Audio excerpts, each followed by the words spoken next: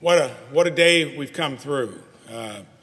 Senator Kramer and I have been here a little bit over a year, and I can't imagine a little over a year being more filled with making this responsibility as a U.S. Senator worth every effort it took to get here.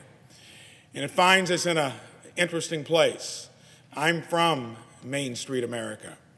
I spent 37 years building my own company, a company that 3 of my 4 kids, along with a great young executive team, run now. And here we are.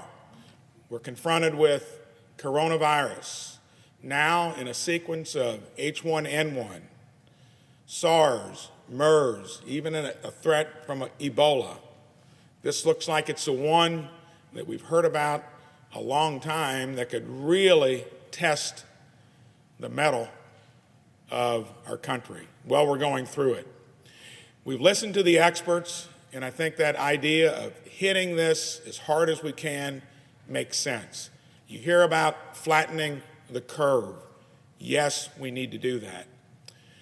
In the process, everything that we're doing has now been thrown in front of probably the strongest economy that you could ever imagine. Look how frail it can be when something comes along that you don't understand and that you fear. We're going to be wrestling with, over the next 2 to 3 days, something that probably is going to be as tough as anything we've confronted as a country. I thought at first, well, we'd get through this, especially if it wasn't going to be a real tough thing to get rid of. It's not the case. This is going to take everything we've got. And what we're doing this weekend ought to be based upon the commonality that all of us believe we should take care of the hardworking individuals that have been displaced by this and small businesses. We've got that nucleus to start from. Of course, it begs the question, what do you do about other parts of the economy? Well, my feel is that what we do tomorrow is not going to be the last that we do to make sure we take this on with a full head of steam.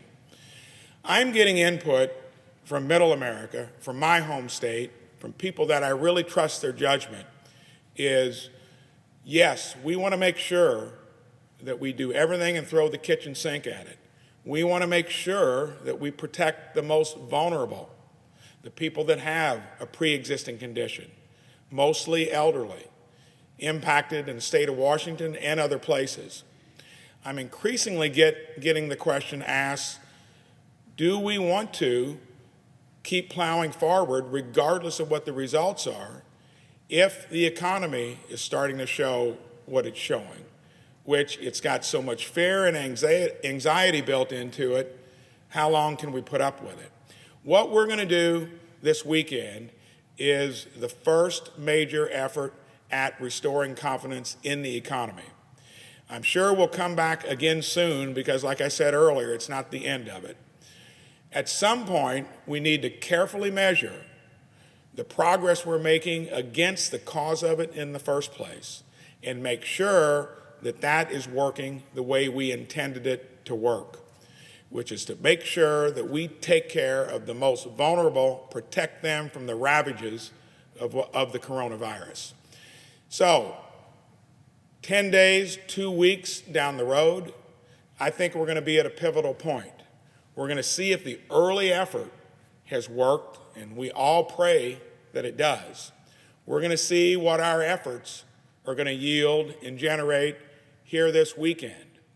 And then I want to make sure that at that pivot point, when we need to look at this again, do we keep doing what we're doing, or do we do what seems to make sense, maybe make some adjustments, maybe focus on a different approach that does not systematically take the patient down of a healthy economy? I think we all want to accomplish the same thing. We're going to start this weekend, and please, both sides of the aisle, don't quibble, don't bicker about some of the details, because this is urgent. The American public expects us to do something. And then here in another 10 days to 2 weeks, we need to look at it again and make sure we make the right decisions that really are in the long-term interest of tamping down the coronavirus and not killing a very healthy patient, our economy, that now looks like it's hurting. Thank you.